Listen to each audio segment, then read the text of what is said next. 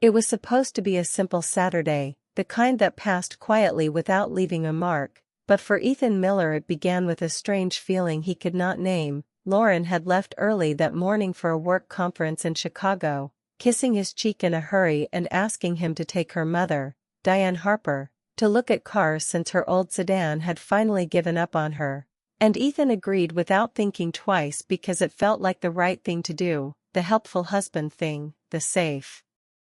and ordinary thing. Yet when he pulled into Diane's driveway in Tacoma and saw her standing there with a small leather purse over her shoulder and a soft gray sweater moving gently in the breeze, something about the moment felt different, sharper, as if the air held more weight than usual. Diane smiled warmly when she got into the passenger seat, thanking him for taking the time, and her voice carried both strength and a quiet tiredness that Ethan had never really noticed before. And as they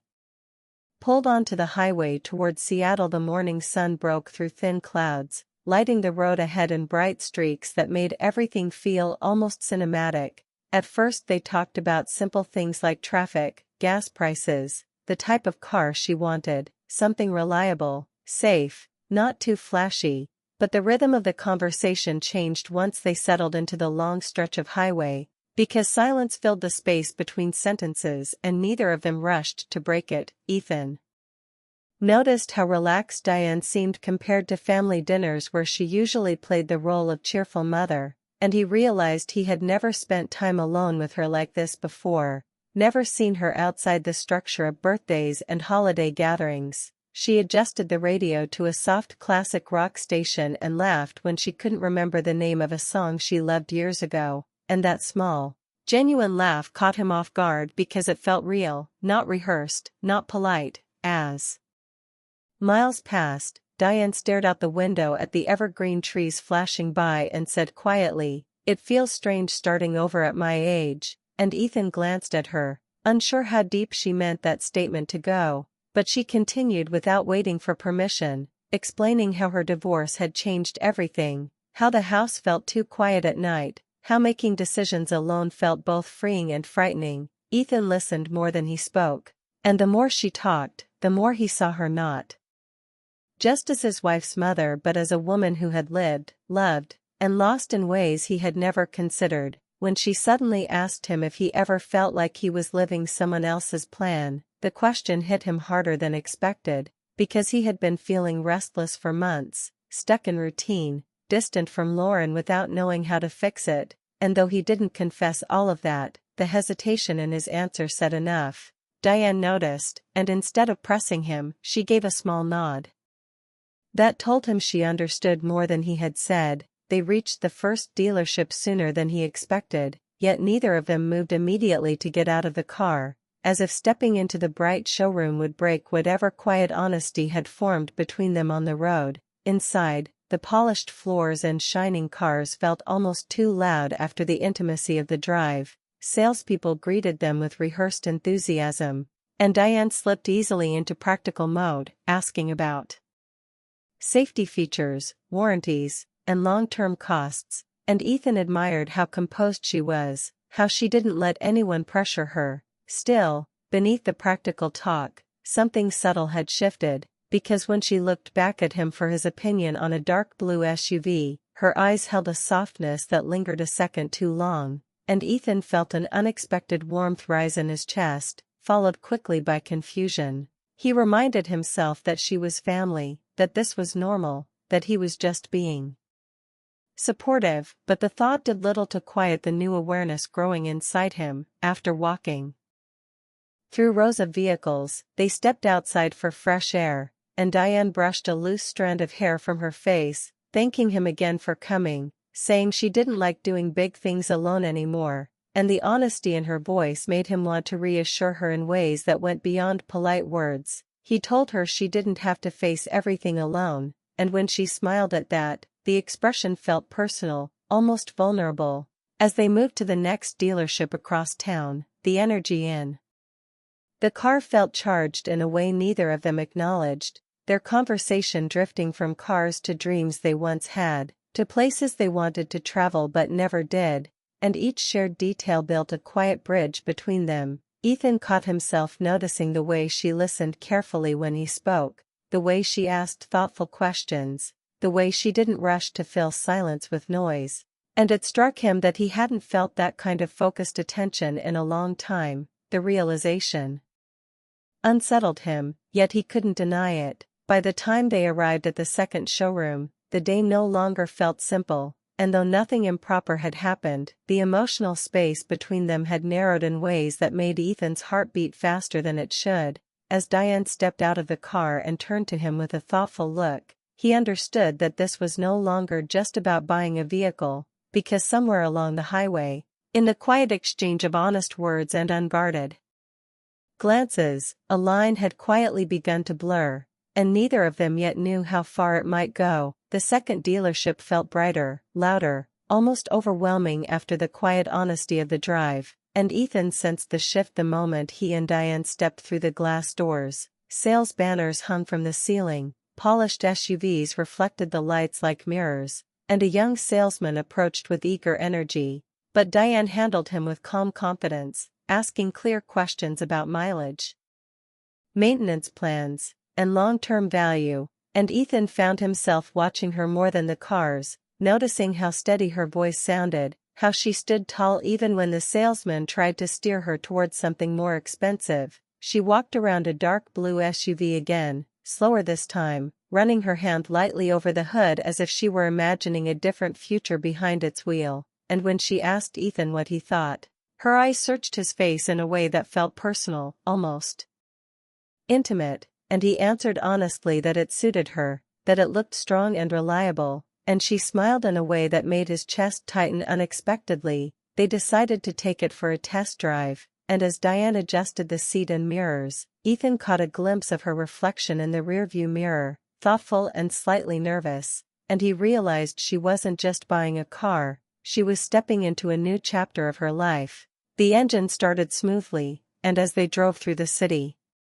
streets of Seattle, traffic moving steadily around them, Diane seemed lighter, almost excited, laughing when she tested the acceleration and joking that she hadn't felt this free in years, and Ethan laughed with her, the sound coming easier than it had in months. During a red light, their hands brushed briefly when she shifted the gear, and though it was accidental, the contact lingered in his mind longer than it should have, and both of them went quiet for a few seconds after. The air inside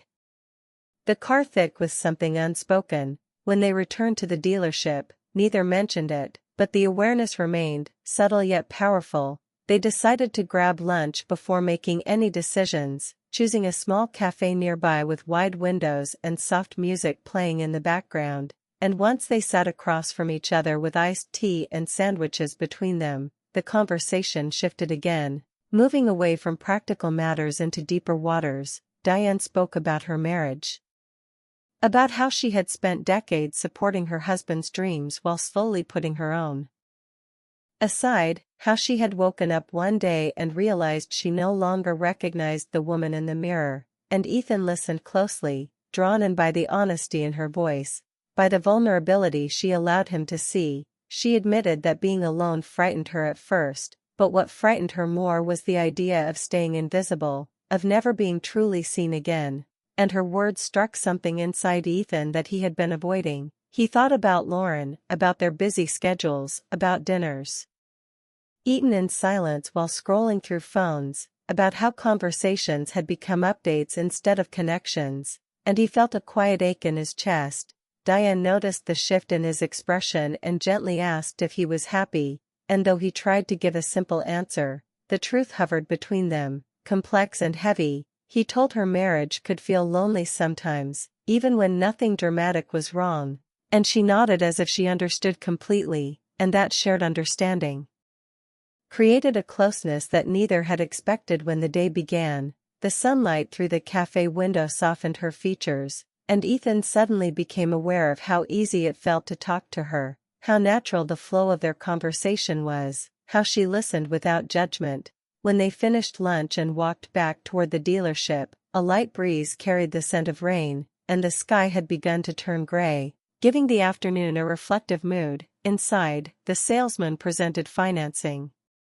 options, numbers, and contracts laid neatly on a desk, but Ethan's focus drifted between the paperwork and the woman sitting beside him, and he felt a mix of admiration and unease growing stronger by the minute. Diane asked him quietly if he thought she was making the right choice, and though she meant the car, the question sounded bigger than that, and he told her she deserved something solid and dependable, something that would carry her forward without fear, and their eyes locked for a brief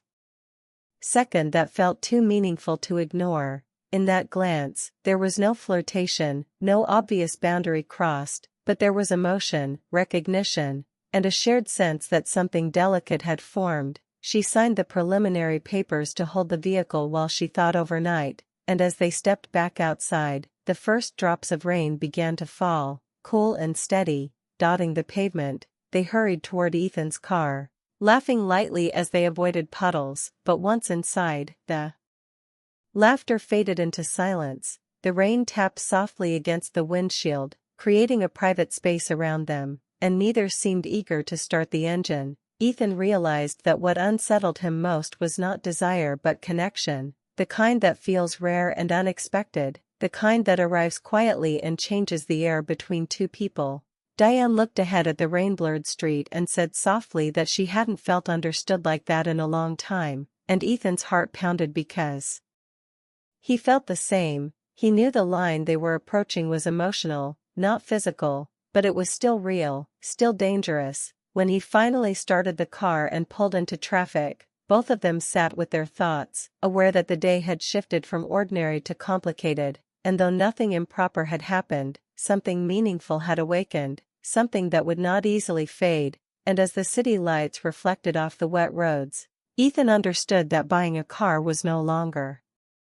the most important decision being made that afternoon. The rain followed them as they left the city, turning the highway silver and blurring the lights of passing cars, and inside the vehicle the silence felt heavier than before, not awkward but charged with thoughts neither of them dared to say first. Ethan focused on the road, his hand steady on the steering wheel, yet his mind replayed every word Diane had spoken at lunch, every glance that lingered too long, and he sensed she was doing the same because she sat quietly, looking out the window as if watching her reflection in the glass.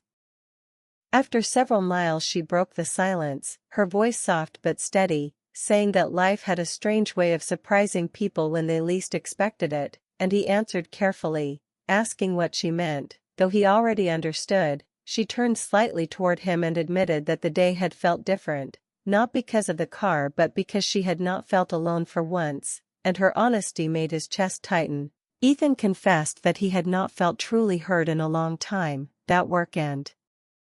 routine had built walls in his marriage without him noticing, and Diane listened without judgment, her expression thoughtful rather than encouraging, and that restraint made the moment even more powerful. As the rain grew heavier, she suggested pulling over at a scenic overlook near the water, saying she needed a few minutes to think before going home, and Ethan agreed. Steering the car into the quiet parking area where the ocean stretched wide and gray under the cloudy sky, they stepped out into the cool air, the rain now light and misty, and stood side by side facing the waves crashing against rocks below, and the space between them felt smaller than ever though they did not touch. Diane spoke first, admitting that after her divorce she had promised herself never to lean on someone in a way that could create confusion or pain. Yet today she felt something she had not expected, a connection built from shared loneliness and understanding, and Ethan felt the truth of her words. Because he sensed it too, he told her he respected her deeply and that whatever was happening was not planned, and she nodded, saying that sometimes emotions grow quietly when two people feel seen at the same time. The wind moved her hair gently across her face and he resisted the instinct to brush it away, reminding himself who she was and what they represented to each other. She turned toward him then, her eyes clear and serious, and said that the line they were nearing was not just about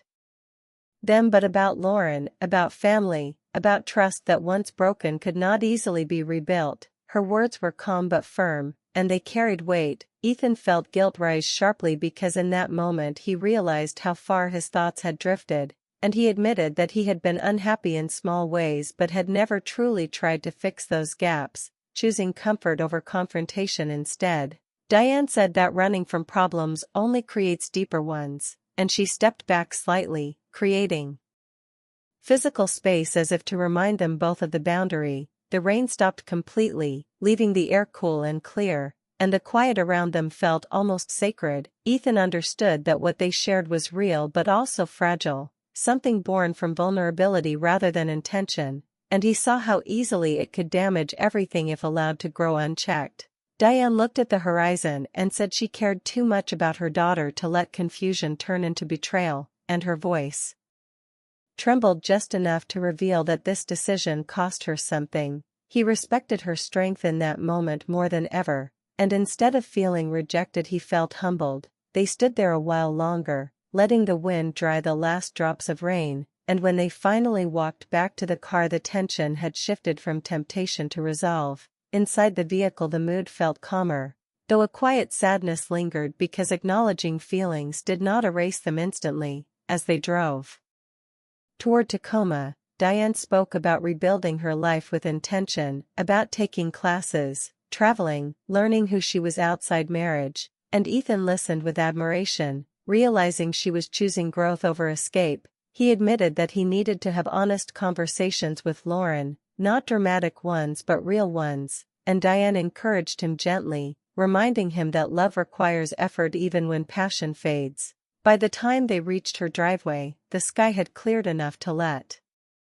faint sunlight break through the clouds, casting soft light across the neighborhood, and the day felt like it had lasted weeks instead of hours. Diane unbuckled her seatbelt slowly and thanked him not just for driving but for listening, and he answered that he was grateful too, though the gratitude carried layers of meaning. Before stepping out, she paused and said quietly that what happened today would stay between them as a lesson, not a secret, and he understood that distinction completely. She closed the car door and walked toward her house with steady steps, not looking back, and Ethan remained in the driver's seat for a moment, breathing deeply as he processed everything. He knew they had stood at the edge of something powerful and potentially destructive, yet they had chosen restraint instead of surrender, honesty instead of impulse, and as he finally drove away, he felt both heavier and clearer, aware that the real work now waited at home, where difficult conversations and self-reflection would determine whether his marriage could heal. The scenic overlook, the rain, the shared confessions, all of it had marked a turning point, not toward betrayal but toward awareness, and though the connection with Diane would never completely disappear, it had transformed into something quieter, defined not by longing but by the understanding that sometimes the strongest act of love is stepping back before the line is crossed. The days after the car shopping trip passed in a restless blur for Ethan. He went to work, answered emails, met deadlines, yet his mind kept returning to Diane. To her laugh, her thoughtful questions, the way she had listened and understood him in ways he hadn't realized he needed, and though he didn't call or text, each passing hour felt heavier, the silence between them almost louder than words could have been, while Diane herself spent the same time reflecting, walking through her house, looking at the new blue SUV parked in the driveway, thinking about the unexpected closeness she had felt and how it had awakened emotions she hadn't expected, not attraction in a reckless way but recognition and longing that made her heart tighten every time she replayed their conversations. When Lauren returned from her conference, cheerful and tired, Ethan hugged her and listened to her stories, noticing the effort she made to connect, the little details of her life she shared, and for the first time in months he felt truly present, realizing how much he had drifted and how easy it was to forget the small acts of attention that built a marriage. Yet he also noticed the distance in himself, the quiet pull towards someone else, and it unsettled him. Diane called him 2 days later, her voice calm but firm, explaining that she had bought the SUV but wanted to speak honestly about what had happened emotionally, saying that the connection between them had been real, undeniable, but that pursuing it would cross lines that could hurt Lauren, that could break trust and family bonds. And Ethan felt a mix of relief and heartbreak, because the longing remained but was tempered by respect and understanding. she reminded him that acknowledging feelings didn't make them right to act upon and that true strength was in choosing restraint, not indulgence, and he agreed, realizing that protecting the people they loved mattered more than temporary satisfaction. That night, Ethan sat down with Lauren in the quiet kitchen, the house still and comforting, and he spoke honestly about their distance, about the subtle drifting that had taken place, about the ways they had stopped noticing each other, and Lauren listened, sometimes nodding, sometimes quietly reflecting, without defensiveness or accusation, and for the first time in months the conversation felt open and alive, a start toward repairing what had been neglected. Over the following weeks, they attended counseling sessions, went on walks, cooked dinners together, rediscovered shared laughter, and began to rebuild warmth and attention in small, consistent ways, while Diane focused on her own growth, taking photography classes, exploring local trails, meeting new people, and traveling in her SUV, all choices that allowed her to reclaim independence and identity outside the shadow of her past marriage. Months later, at a family barbecue, Ethan and Diane shared a quiet glance across the yard, brief and loaded with unspoken memory, yet free from tension or guilt, because they had both chosen loyalty and integrity over fleeting desire, and in that moment, they understood that connection can happen unexpectedly, that loneliness can blur emotional lines, but that protecting the hearts of